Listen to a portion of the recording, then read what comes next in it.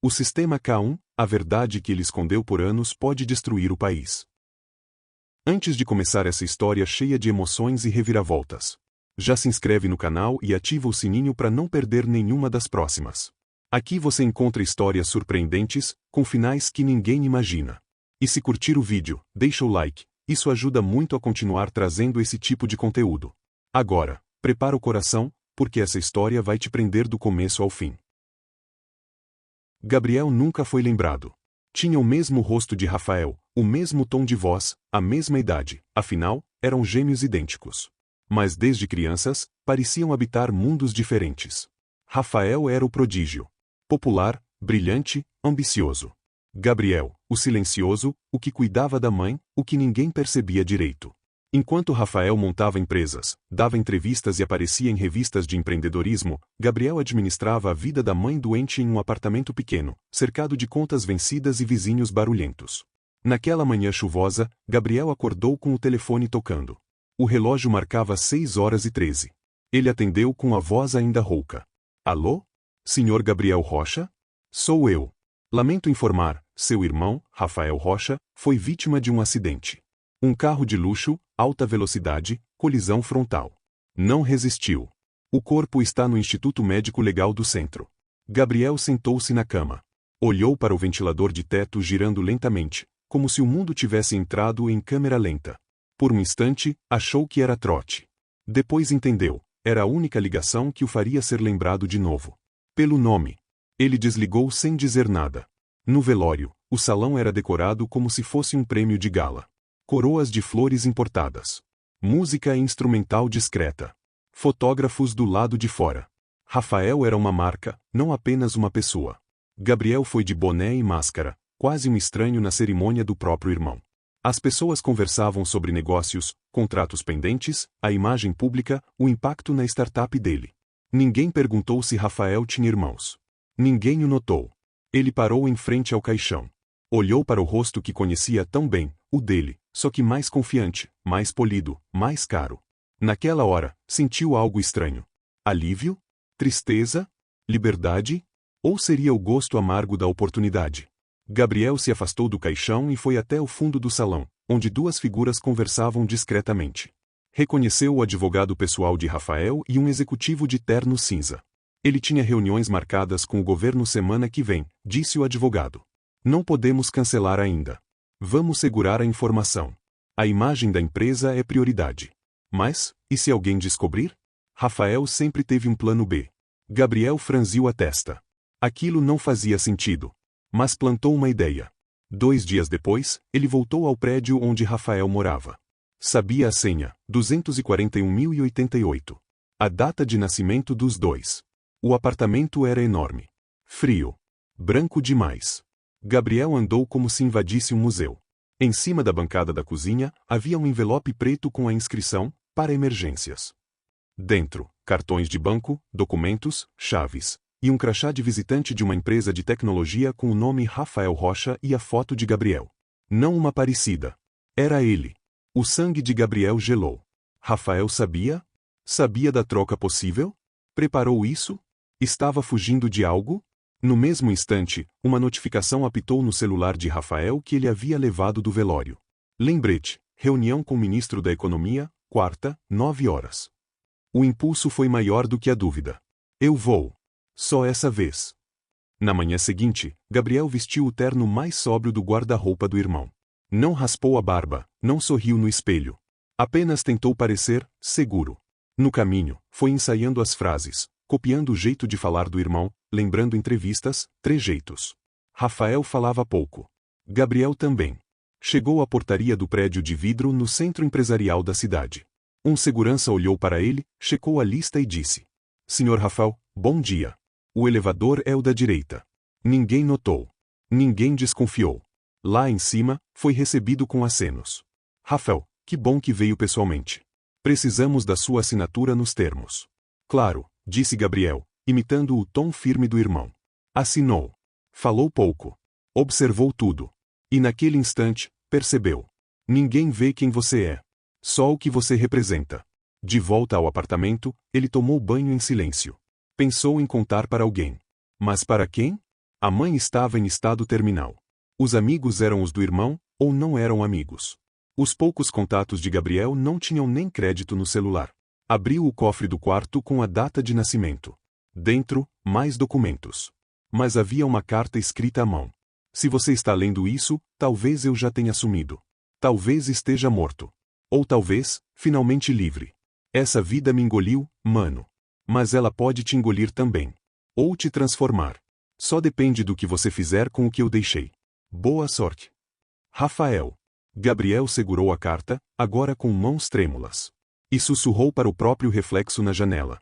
Talvez pela primeira vez, eu vá existir. Gabriel acordou antes do sol. O relógio marcava 5h42. Mas ele não tinha dormido de verdade. Passará a noite lendo os e-mails do irmão, vasculhando anotações, estudando contratos e escutando áudios antigos. Precisava entender como Rafael se comportava, como falava com os outros, quais expressões usava. Não era só vestir o terno. Era vestir a pele de outro homem.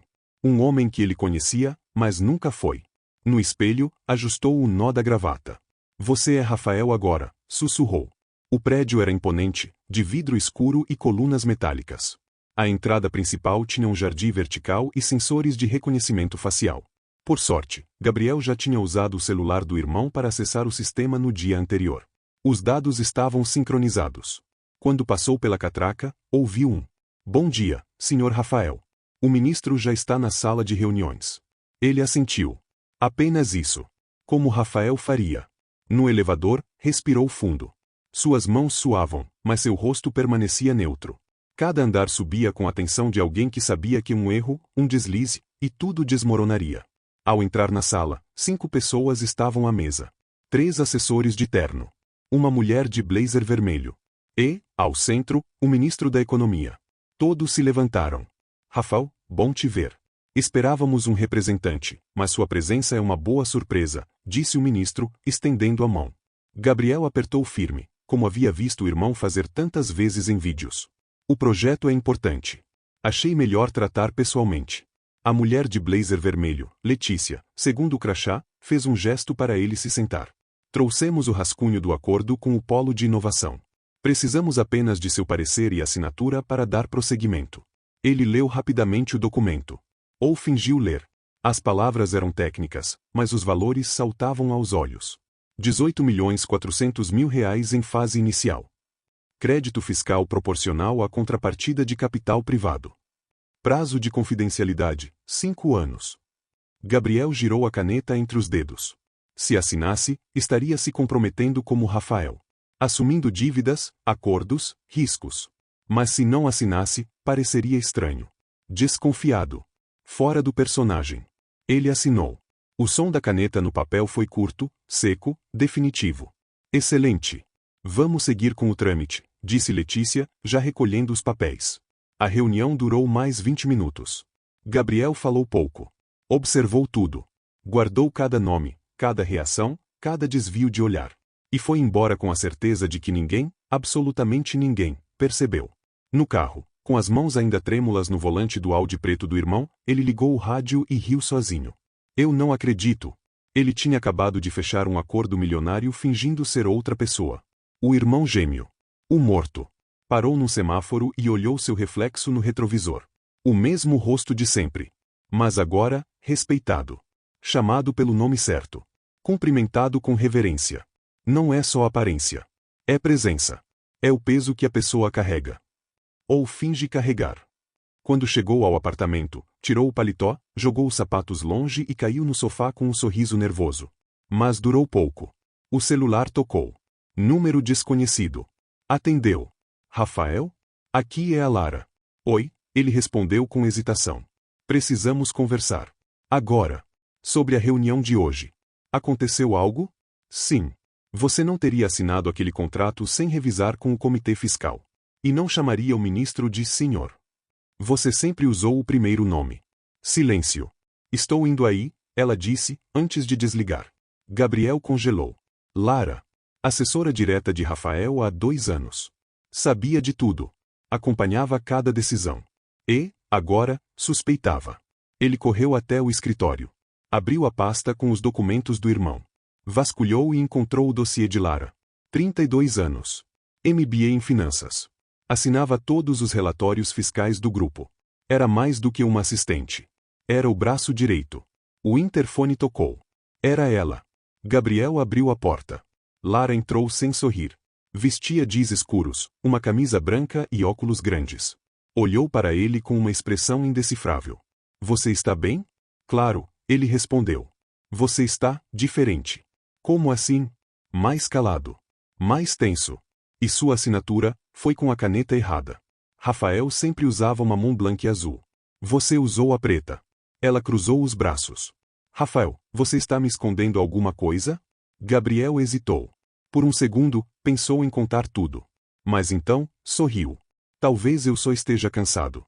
Ela não respondeu. Apenas olhou fixamente por alguns segundos. Depois pegou o celular e foi embora. Antes de sair, disse: se tiver algo a me contar, me procura antes da imprensa descobrir. A porta se fechou. E Gabriel sentiu, pela primeira vez, o peso real de ser Rafael. Mentir era fácil. Viver com a mentira era outra história. Na manhã seguinte, o céu amanheceu cinzento, como se estivesse em luto. Gabriel acordou com os olhos pesados. Tinha sonhado com o irmão, ou com ele mesmo vestido como Rafael. No sonho, os dois estavam frente a frente, em um espelho que não refletia nada além de dúvidas. A visita de Lara no dia anterior o deixará em alerta. Se ela sabia tanto, logo mais alguém também saberia.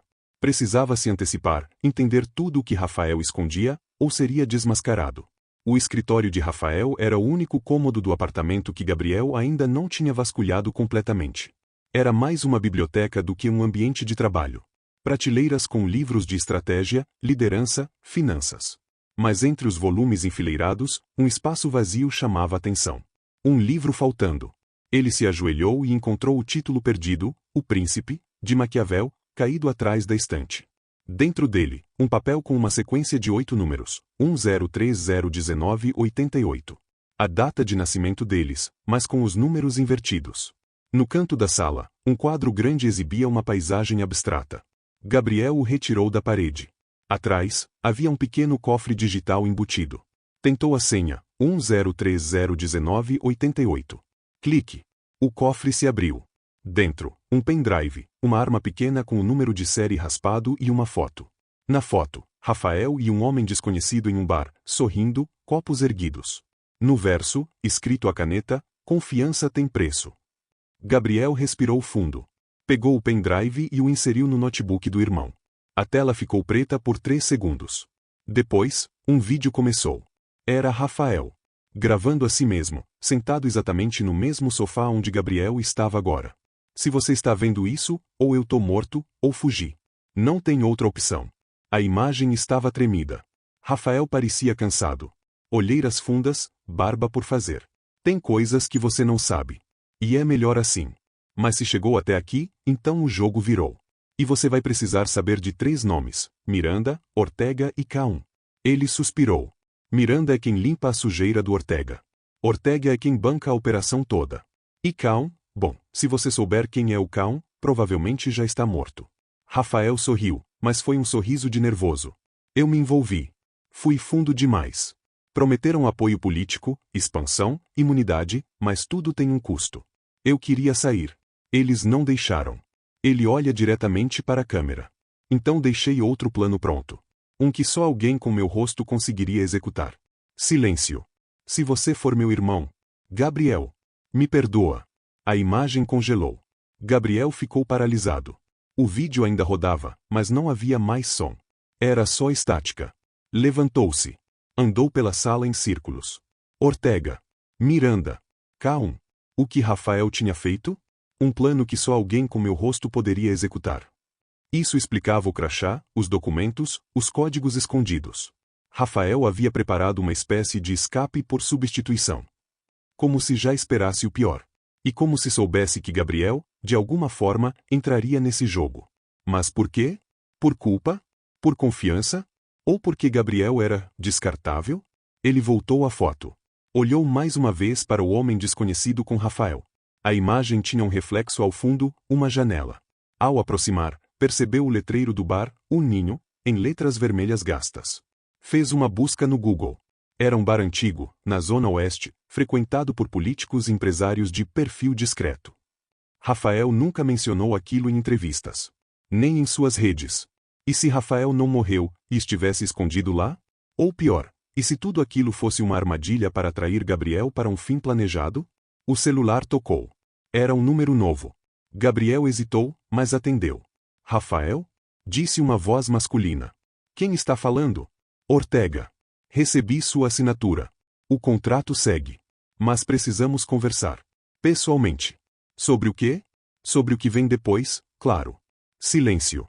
Estarei no ninho, amanhã. Não atrase. A ligação caiu. Gabriel encarou o telefone. O nome era real. O lugar também. A conexão estava feita. E agora, ele tinha dois caminhos. Fugir. Ou continuar sendo Rafael até o fim. Mas qual fim? O do irmão? Ou o seu? Gabriel passou a noite em claro, novamente. O nome Ortega pulsava em sua cabeça como um alarme insistente. A ligação, o vídeo de Rafael, o convite para o bar chamado O Ninho, tudo parecia saído de um filme conspiratório. Mas era real. Real demais. Ele já não sabia onde terminava a vida do irmão e começava a sua. Assumir a identidade de Rafael parecia uma brincadeira perigosa, mas agora se tornava um labirinto sem saída. Pela manhã, Gabriel foi até a cozinha, preparou um café forte e sentou-se à bancada de mármore. Ligou o notebook e começou a investigar tudo o que conseguia sobre Ortega. O nome estava ligado a várias empresas de fachada, doações políticas suspeitas e contratos públicos superfaturados. Em nenhuma delas o nome Rafael Rocha aparecia oficialmente, mas a empresa de Rafael, a Rocha Tech, recebia incentivos de projetos nos quais Ortega era o intermediador político. Gabriel suspirou. Rafael, no que você se meteu? Foi interrompido por uma notificação no celular. Lara, preciso falar com você. Agora. Eles se encontraram no Parque Ibirapuera, longe de câmeras, longe de olhares. Lara estava diferente, calça jeans escura, cabelo preso, óculos escuros. Como se estivesse tentando desaparecer no meio da multidão. Ela foi direta. Eu sei que você não é o Rafael. Gabriel congelou. Desculpa? Não precisa mais fingir. Eu sei. E não estou aqui para te denunciar. Ele franziu a testa. Como descobriu? Eu trabalho com seu irmão há 2 anos. Rafael era impulsivo, direto, quase arrogante. Você hesita, observa, mede as palavras. E você escreve com a mão esquerda. Rafael era destro. Gabriel não disse nada. Apenas sentou-se no banco mais próximo. Lara continuou. Eu sou a única pessoa que saberia identificar vocês dois. E sou a única que pode te ajudar. Por quê? Porque Rafael me contou que alguém queria matá-lo. Gabriel olhou para ela com espanto. Quando? 2 semanas antes do acidente. Ele disse que estava sendo pressionado a fechar um acordo sujo com Ortega. E que, se não assinasse, seria o fim. Ela baixou o tom de voz. Mas Rafael não queria fugir. Ele queria revelar tudo. Então, por que fingir a morte? Porque alguém de dentro sabia demais. E se ele tentasse expor, seria morto. Gabriel sentiu um frio subir pela espinha. E agora? Lara tirou um pendrive da bolsa. Ele me deu isso, com a instrução de entregar só se ele morresse. Eu achei que era paranoia. Mas agora, tudo faz sentido. Gabriel segurou o dispositivo. Suas mãos tremiam. Você confia em mim? Não. Mas confio que Rafael sabia o que estava fazendo. No apartamento, Gabriel conectou o pendrive ao notebook. Havia uma única pasta, K1. Dentro dela, documentos, gravações de chamadas e e-mails criptografados. Uma linha do tempo mostrava todo o esquema, contratos superfaturados, licitações simuladas, empresas fantasmas, e o nome K1 surgia várias vezes, como uma assinatura. Mas nunca como uma pessoa. Só havia um vídeo. Rafael, de novo. Desta vez, visivelmente nervoso. Se você chegou até aqui, parabéns. Você sabe o nome deles. Sabe o tamanho disso. K1 é o codinome de quem financia todo esse teatro. Ele nunca aparece. Mas está em tudo. Pausa. Eu não posso continuar. Mas você pode. Gabriel, se for você assistindo isso. Você sempre foi melhor do que eu. Gabriel fechou o notebook. Sentiu a garganta apertada. A ideia inicial, assumir a vida do irmão por alguns dias, agora era uma missão involuntária de expor uma teia de corrupção e poder. E a única pessoa ao seu lado era Lara. Ou seria ela uma peça da engrenagem? Gabriel não podia confiar em ninguém. Naquela noite, foi até o bar O Ninho.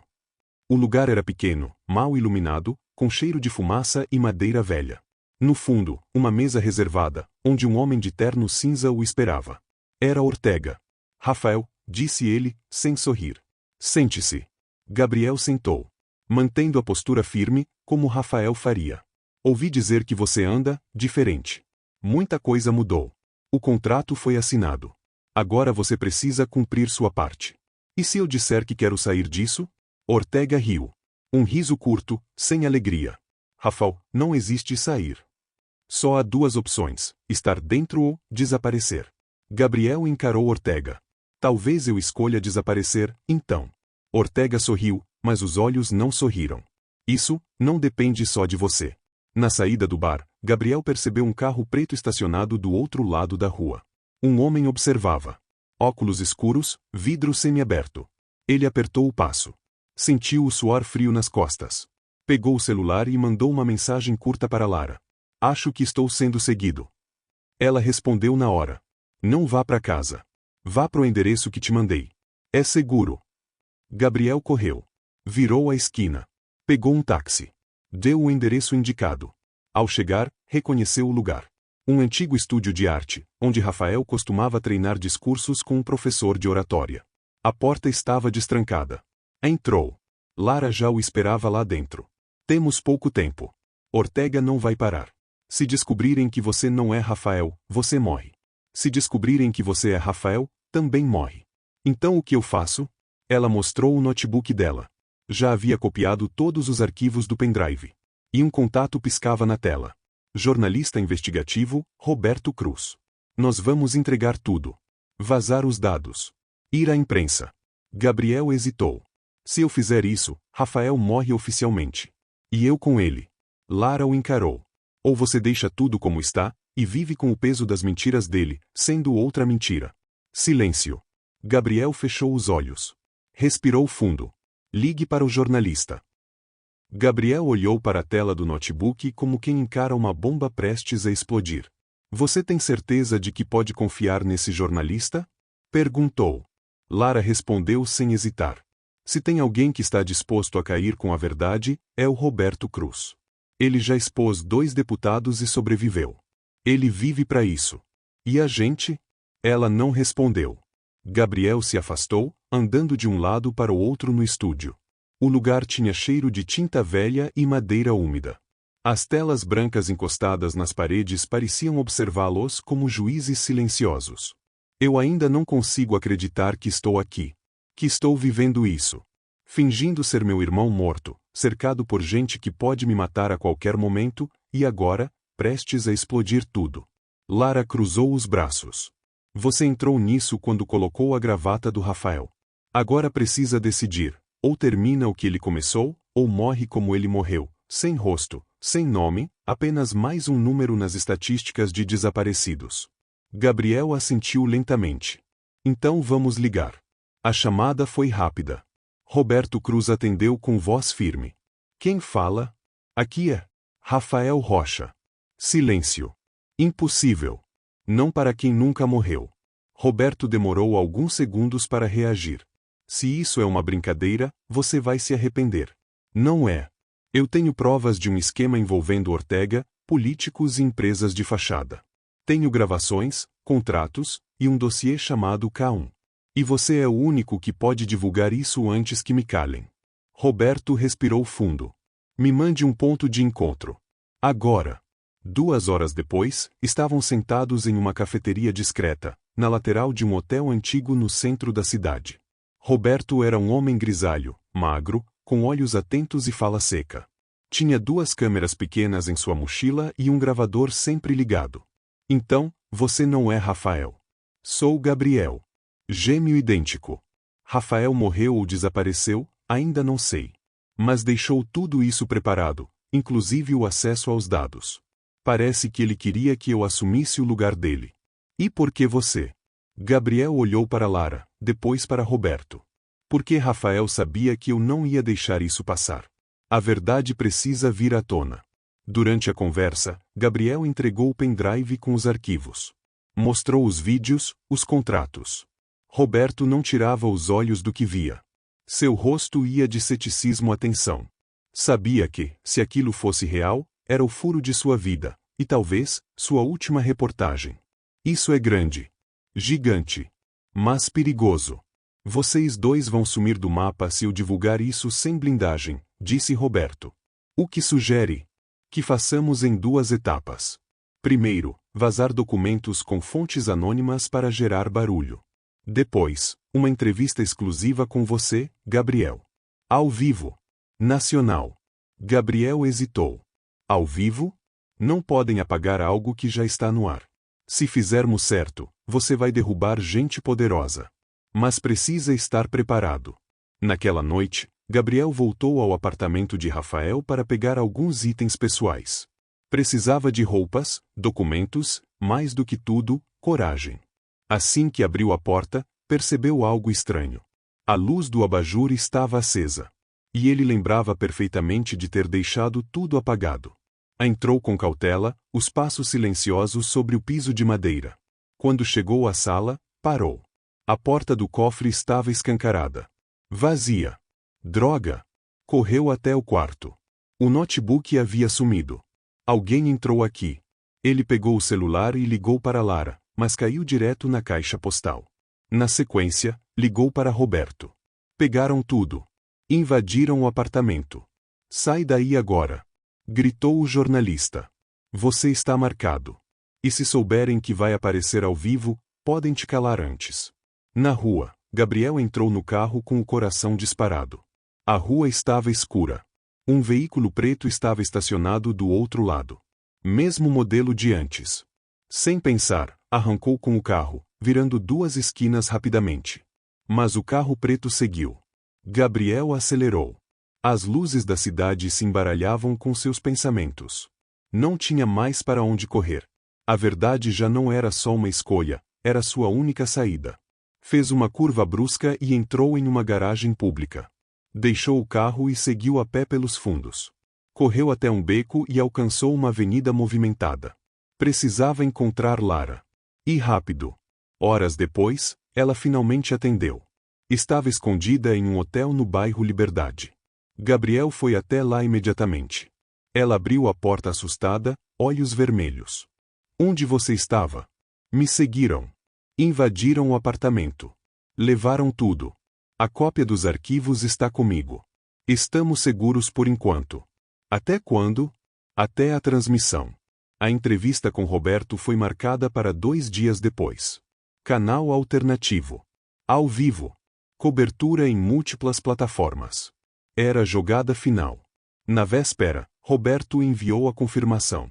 Mas, naquela mesma noite, algo inesperado aconteceu. Gabriel recebeu um envelope por debaixo da porta do quarto do hotel.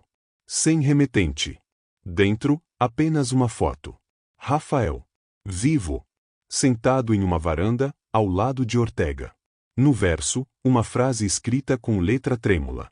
Você está fazendo tudo errado. Pare agora. A imagem queimava nos olhos de Gabriel como um aviso divino. Rafael estava vivo. Vivo, e ao lado de Ortega. O mundo girou por um segundo. Ele olhou novamente para o verso da foto. A letra era familiar, sim.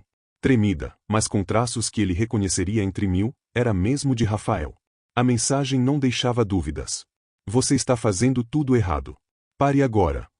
Gabriel largou a foto e se levantou com um salto. Foi até a varanda do hotel e encarou a cidade acesa. Sentiu um nó na garganta.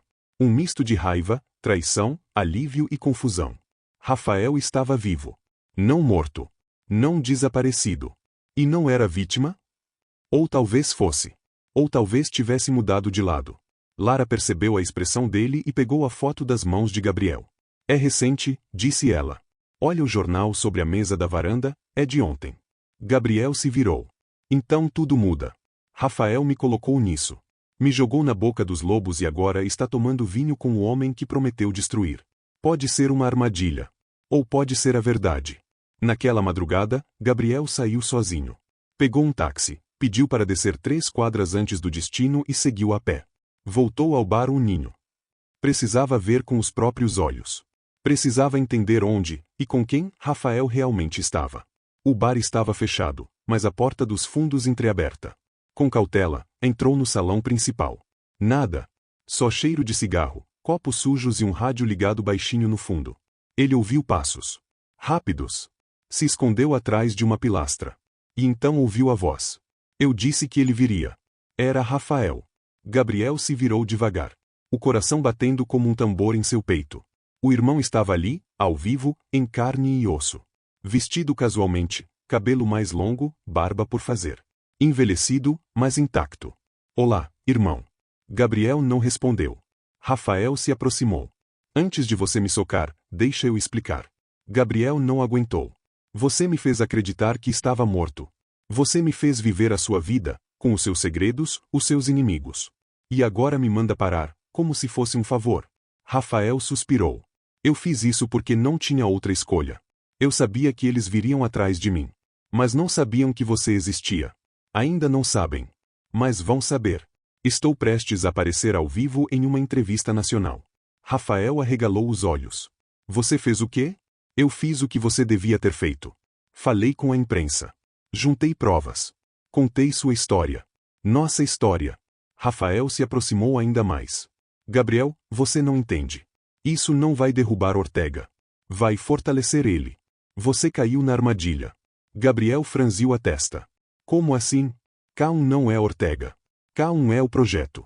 O plano. É uma máquina. Ortega é só o rosto. Quando ele cair, outro toma o lugar. E sabe quem controla a narrativa? A imprensa? Não. Eles. Rafael puxou uma cadeira e sentou. Quando eu percebi isso, era tarde.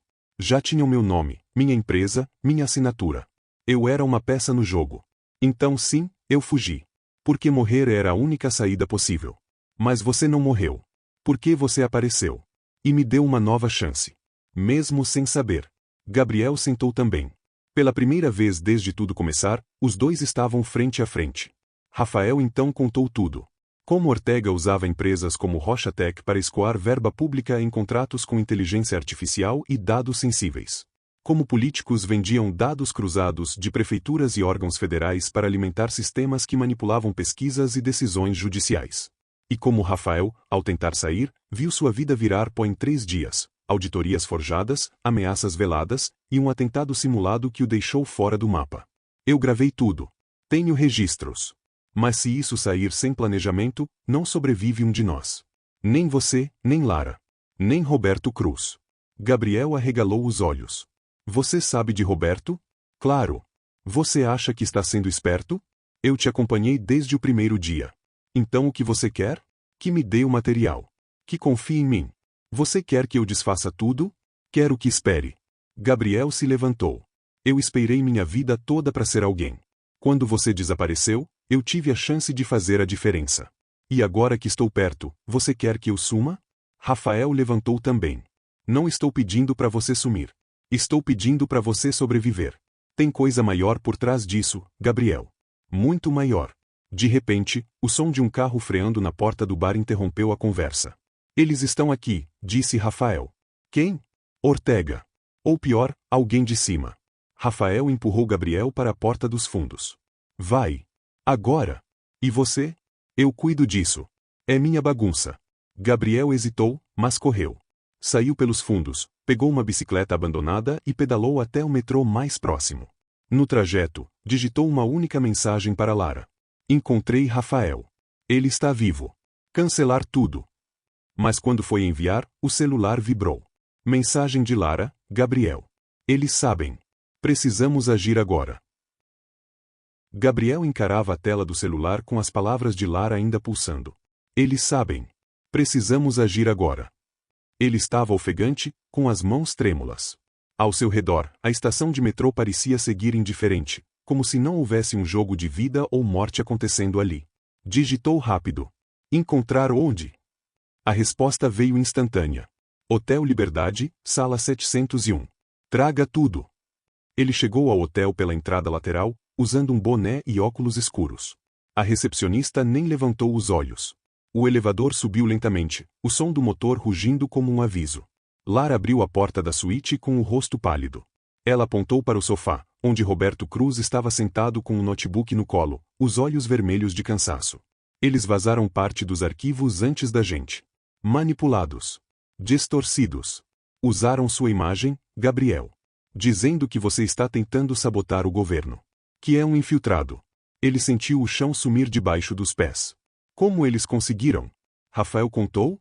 Gabriel hesitou. Rafael está vivo. Ele me procurou. Disse que o projeto K1 é mais complexo do que pensávamos. Que Ortega é apenas um peão. Roberto fechou o notebook. Não importa mais. Em 2 horas, você vai estar ao vivo em 5 canais simultâneos. O mundo vai ouvir sua versão. Lara se aproximou. Mas agora eles sabem quem você é de verdade. E quem está com você. Não vão deixar isso acontecer sem reação. Gabriel passou a mão no rosto. E se, em vez de desistir, a gente dobrasse a aposta? Roberto encarou. Como assim? Vamos antecipar a entrevista. Agora. Antes que eles bloqueiem os sinais. Vamos ao vivo pelas redes. No improviso. Mas com impacto. Roberto sorriu. Isso é loucura. É. Mas é a nossa melhor chance. Dentro de 20 minutos, o estúdio improvisado estava montado. Luz, câmera, microfone, conexão direta com o canal independente de Roberto, e live programada em múltiplas plataformas. Gabriel ajeitou o microfone na lapela. O coração batia tão alto que ele conseguia ouvi-lo pelos ouvidos. Lara fez um gesto de vai dar tudo certo, e o cronômetro começou a contagem regressiva. 3, 2, 1. Antena de satélite ao vivo. Roberto iniciou com sua voz firme de narrador. Boa noite. O que você vai ouvir agora não é um documentário. Não é ficção. É uma confissão. Um testemunho. Um chamado. Com vocês, Gabriel Rocha. Gabriel respirou fundo. Meu nome é Gabriel. Eu sou irmão gêmeo de Rafael Rocha. Por muito tempo, eu vivi à sombra dele. Um homem brilhante, idealista, e alvo de algo muito maior do que qualquer um de nós poderia imaginar. Mostrou a foto que havia recebido, em silêncio. Rafael fingiu a própria morte para fugir. Mas eu, entrei no lugar dele. Sem querer. Sem plano. Só tentando entender. E o que encontrei foi um esquema de manipulação política, desvio de verbas públicas, e um projeto chamado K1, que controla narrativas através de dados manipulados e algoritmos secretos. Lara acionava imagens de apoio na transmissão. Prints de contratos. Trechos de áudios. Trechos de vídeos de Rafael. Tudo ali, nu, cru, irrefutável. Gabriel continuou. Hoje, estou sendo acusado de traição. Mas a verdadeira traição é feita à luz do dia. E paga com o seu imposto. Com a sua confiança. Ele olhou diretamente para a câmera. Se você está assistindo isso, compartilhe. Salve. Espalhe. Porque talvez amanhã, eu não esteja mais aqui. A live explodiu. Em menos de 15 minutos, já eram 80.000 pessoas assistindo. Em 30 minutos, mais de 200.000 hashtags disparando. Comentários pipocando. O número de compartilhamentos se multiplicava por segundo. Gabriel olhou para Roberto. Estamos ganhando? Roberto sorriu, tenso. Estamos fazendo história. É diferente. Mas o momento durou pouco. O sinal começou a falhar. As imagens congelaram. A transmissão caiu. Lara se levantou num pulo. Droparam o DNS. Estão bloqueando os servidores. Gabriel levantou-se. E o backup?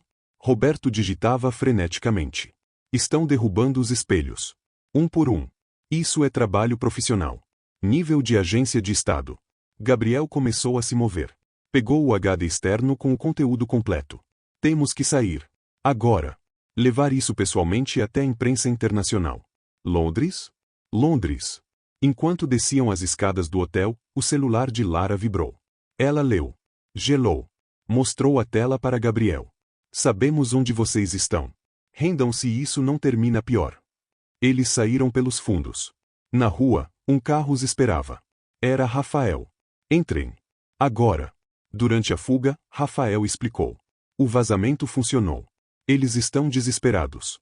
Mas vão apagar todos os rastros. Isso inclui vocês. Gabriel apertava o HD contra o peito. A gente precisa vazar isso no exterior. Já fiz. Enquanto vocês transmitiam, eu ativei um protocolo com jornalistas internacionais. Eles têm cópias. Mesmo que nos calem, não podem apagar tudo. Lara sorriu pela primeira vez em horas. Então vencemos? Rafael olhou pelo retrovisor. Não. Mas agora, eles têm medo. O carro sumiu entre as luzes da cidade. E em milhares de telas pelo mundo, a verdade começava a se espalhar. Mas o preço ainda estava por vir. Na tela do notebook de Rafael, uma planilha se abria como uma confissão sangrenta. Gabriel encarava os nomes. Políticos, jornalistas, juízes, empresários. Todos com uma tarja vermelha ao lado. Alvo prioritário. Isso é o quê? Perguntou Gabriel. Rafael manteve a voz baixa. A lista vermelha. Criada dentro do projeto K1. São pessoas consideradas obstáculos ao controle total das narrativas. Quando o sistema identifica que alguém está interferindo demais, esse nome sobe na lista. Lara se aproximou. Isso é mais do que vigilância. Isso é extermínio programado. Rafael assentiu. E nós três estamos nela. Desde ontem à noite. O carro corria por uma estrada secundária, afastando-se da cidade. Rafael mantinha a atenção dividida entre o GPS e os retrovisores. Para onde estamos indo? Perguntou Lara. Um galpão antigo da Rede Rocha, nos arredores de Sorocaba. Foi desativado, mas ainda tem gerador próprio e blindagem de sinal. Podemos operar de lá por tempo limitado. Gabriel mantinha o HD externo preso contra o peito como um escudo invisível. Eles sabem que temos provas. E que você está vivo, Rafael. Sim. Mas agora a guerra é pública. Se eles agirem abertamente contra nós, confirmam tudo. O que impede eles de fabricar outra narrativa? Rebateu Lara. Nada, respondeu Rafael. Por isso a gente precisa ir mais fundo.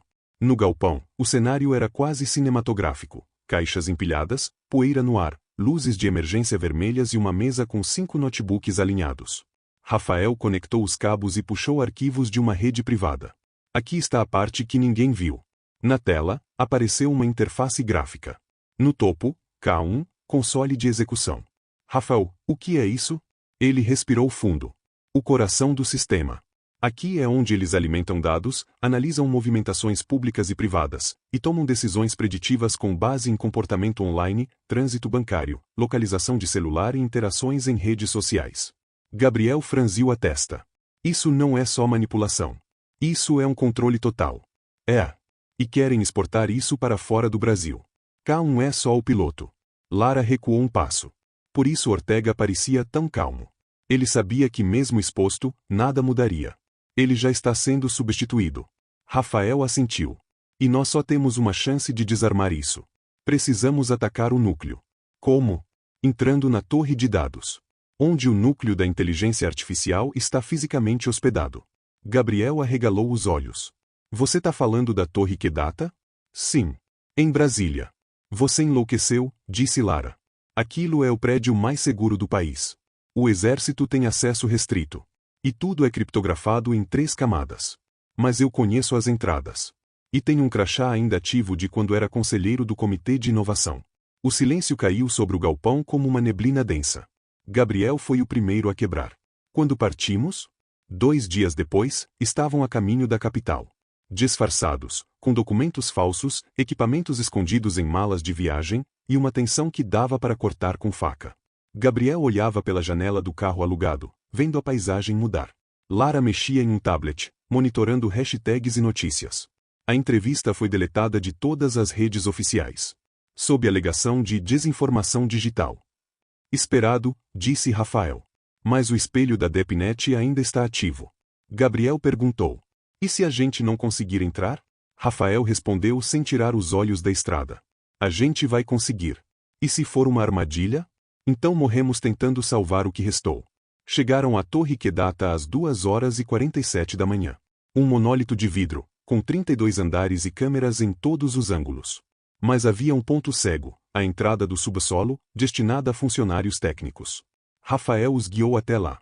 Passaram por sensores, corredores silenciosos e catracas automáticas. Se der errado, murmurou Lara. Não vai dar, rebateu Gabriel. No 10º andar, acessaram o datacenter secundário. Rafael plugou o HD em um terminal interno. Estamos dentro. Mas temos 12 minutos até que o sistema detecte invasão. Gabriel olhava as luzes piscando do servidor como se fosse um campo de batalha. O que você vai fazer? Introduzir um vírus cascata que apaga as rotas de controle da inteligência artificial. Isso não destrói o sistema, mas tira o volante das mãos deles. E aí? Aí, soltamos isso para o mundo. Com o código aberto. E deixamos a opinião pública decidir. Lara tocou no ombro de Rafael. Tem certeza que não está se vingando? Rafael sorriu amargo. A vingança seria desaparecer. Isso aqui é redenção. O alarme soou no minuto 11. Luzes vermelhas. Portas travadas. Rafael gritou. Saíam agora. Eu finalizo aqui. De jeito nenhum. Disse Gabriel. A gente entra junto, sai junto. Se vocês forem presos, a história morre. Se eu ficar, vocês divulgam tudo. Lara hesitou. Gabriel também. Agora! Gritou Rafael. Eles correram. Desceram pelos fundos. Escaparam por uma saída de ventilação e se misturaram à escuridão da cidade. 2 dias depois, os jornais do mundo mostravam imagens de um homem sendo detido por invasão de segurança nacional. Rafael Rocha. Mas o que os jornais não sabiam era que, enquanto isso, milhares de usuários no mundo inteiro recebiam, por e-mail, um pacote com os dados do K1, a confissão de Gabriel, a entrevista censurada e o código-fonte do vírus cascata. E então, no topo de um prédio em Buenos Aires, Gabriel e Lara observavam a aurora. Você acha que ele vai ficar bem? Perguntou ela. Não sei. Mas agora, o mundo sabe. Rafael estava em uma cela fria, sob a luz fluorescente que nunca se apagava. Seu rosto, cansado, revelava mais do que fadiga física. Era o peso de anos de segredos, de escolhas que cobravam um preço. Ainda assim, em seus olhos havia algo que ninguém ali dentro conseguiria apagar: convicção. Do outro lado do continente, Gabriel e Lara estavam em um apartamento modesto, escondido por entre os becos de Buenos Aires. As janelas estavam cobertas, as luzes apagadas. Apenas o brilho dos notebooks iluminava seus rostos. Temos mais de 3 milhões de acessos ao pacote completo, disse Lara. O mundo inteiro está falando disso. Gabriel observava os gráficos e mapas de calor da DeepNet. Mas não basta falarem. A estrutura ainda está de pé. Ela o encarou. E como você pretende derrubar uma estrutura invisível? Gabriel se levantou. Fazendo eles se revelarem. Oferecendo algo que eles queiram tanto, que saiam das sombras. 2 dias depois, Gabriel mandava uma mensagem criptografada ao único canal conhecido para contato com o comando K1. O conteúdo era simples. Propõe uma troca. O acesso total ao vírus cascata e aos arquivos ainda não divulgados em troca da libertação de Rafael Rocha. Vocês têm 24 horas. Lara regalou os olhos quando leu. Você ficou louco? Eles precisam silenciar isso. Eles não podem correr o risco de deixar o resto sair. E se recusarem? Gabriel olhou para o nada. Então a gente solta tudo. A resposta veio mais rápida do que esperavam. Em menos de 2 horas, uma mensagem automática chegou. Ponto de encontro, Ponte Binacional Paso de Los Libres. 3 horas, um só entregador. Nenhuma transmissão. Era um risco enorme. Mas era também a única chance. Às 2 horas e 58, Gabriel estava parado no meio da ponte, sob uma neblina densa. Do lado argentino, o silêncio. Do lado brasileiro, apenas os faróis baixos de um carro estacionado a 50 metros. Ele caminhou devagar, o HD pendurado no pescoço, como símbolo da negociação. O carro se aproximou. 2 homens saíram. Rosto coberto. Um deles abriu o porta-malas. Rafael estava ali, com as mãos algemadas e o olhar abatido. Soltem ele, disse Gabriel. Um dos homens estendeu a mão. Primeiro o drive. Gabriel hesitou, depois jogou o HD para o chão, no meio da ponte. O homem pegou, analisou rapidamente, e sinalizou. Desalgemaram Rafael. Vocês têm 30 segundos para desaparecerem daqui. No carro, a caminho de volta ao esconderijo, Rafael permanecia em silêncio. Gabriel dirigia com o punho apertado no volante. Por que você fez isso? Murmurou Rafael. Porque só você sabe como acabar com isso de dentro. Mas agora eles têm o vírus. Não o vírus completo. Rafael virou o rosto. Você mentiu? Eu fiz o que era preciso. Naquela noite, os 3 revisaram o plano definitivo. Rafael, com acesso ao código interno, conseguiria infiltrar um módulo de rastreamento nas camadas de rede do K1.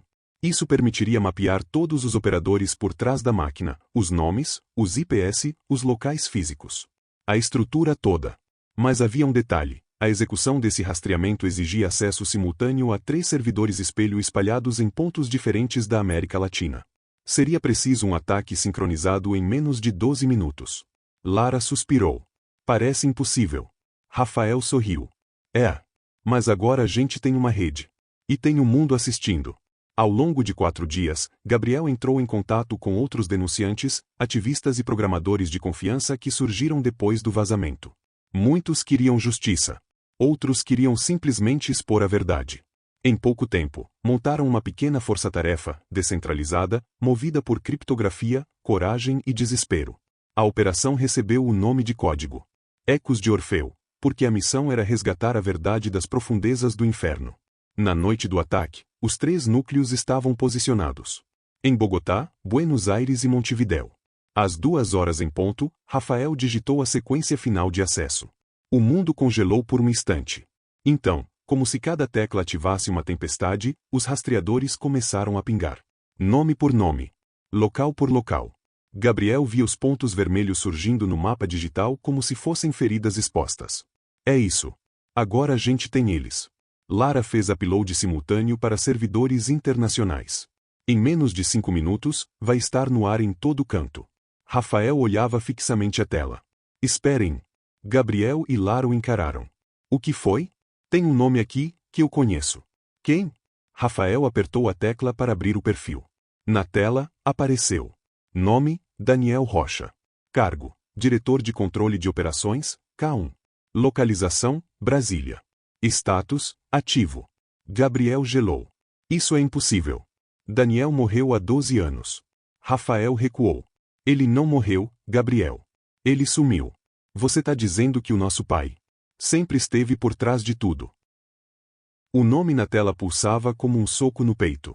Daniel Rocha. Gabriel encarava a ficha com as mãos trêmulas. Seu pai.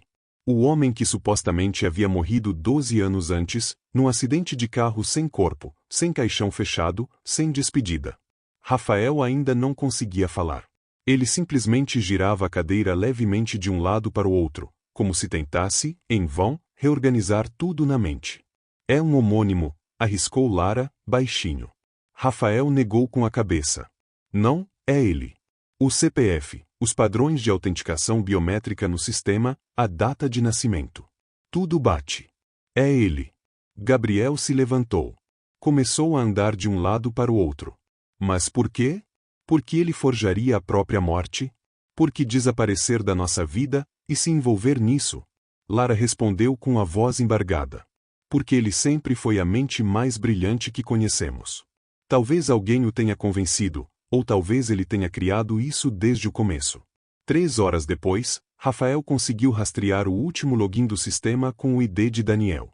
A localização apontava para um bunker subterrâneo em Brasília, conhecido entre especialistas como a Cúpula, um centro de operações paralelo, não registrado oficialmente e sem qualquer tipo de entrada pública. Se ele está lá, disse Rafael, é porque ainda puxa os fios.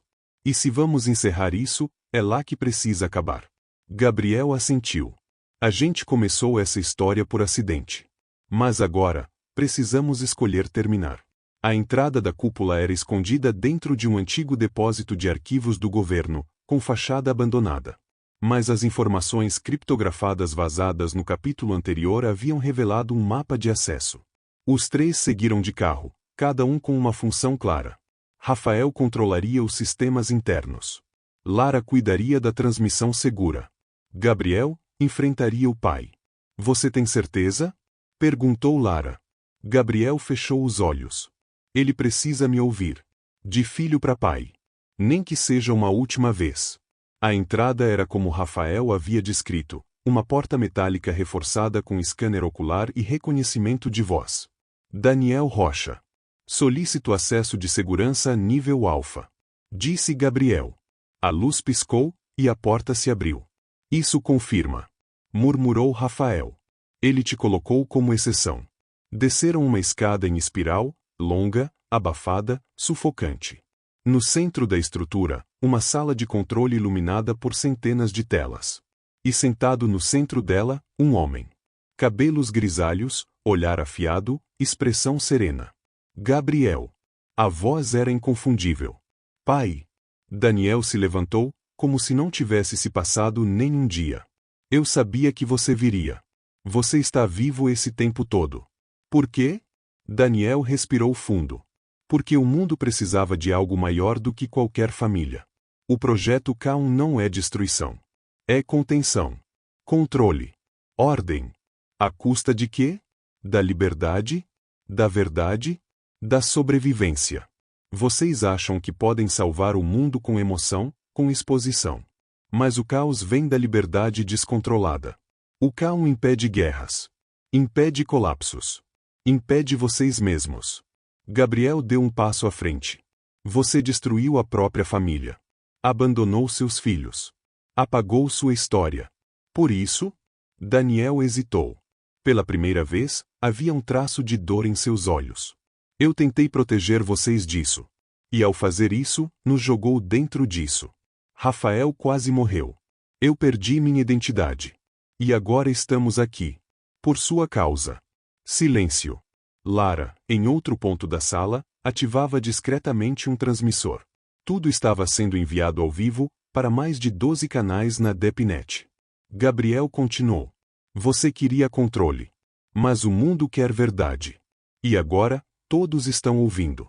Daniel olhou para os painéis. Um a um, os sistemas começavam a ser invadidos pelos rastreadores. Tudo que ele tentou esconder, estava vindo à tona. Então é isso, murmurou. Meus próprios filhos, contra mim. Rafael se aproximou, finalmente encontrando coragem para falar. Não contra você, pai. Contra o que você se tornou. Daniel não tentou correr. Apenas desligou os monitores, um a um. Vocês venceram. Mas isso tem um preço. Do lado de fora, helicópteros militares começavam a se aproximar. Mas os três já estavam longe, seguindo por uma rota alternativa de fuga pelos dutos de escoamento. O sistema havia sido desativado. Os dados, liberados. Os rostos por trás do K1, revelados. E Daniel Rocha? Sumiu. Ninguém sabia se morreu na invasão, se fugiu, se assumiu outra identidade. Ele se tornou, mais uma vez, um fantasma. Um mês depois, em uma conferência internacional em Lisboa, Gabriel subia ao palco. Ao lado dele, Lara. Na plateia, Rafael. Hoje estamos aqui não como heróis, mas como sobreviventes de uma estrutura invisível. Lutamos contra algoritmos, mentiras e até contra sangue do nosso sangue. Mas o que aprendemos é que nenhuma inteligência é mais poderosa que a verdade contada com coragem. A plateia se levantou em aplausos. Mais tarde, no hotel, Gabriel recebeu um envelope. Sem remetente. Dentro, uma única folha. Você fez o que eu não consegui. Me orgulho de você. D. Gabriel sorriu com lágrimas nos olhos. Talvez, ele tenha voltado a ser humano. Lara abraçou-o. E talvez, seja assim que a gente começa tudo de novo. Fim.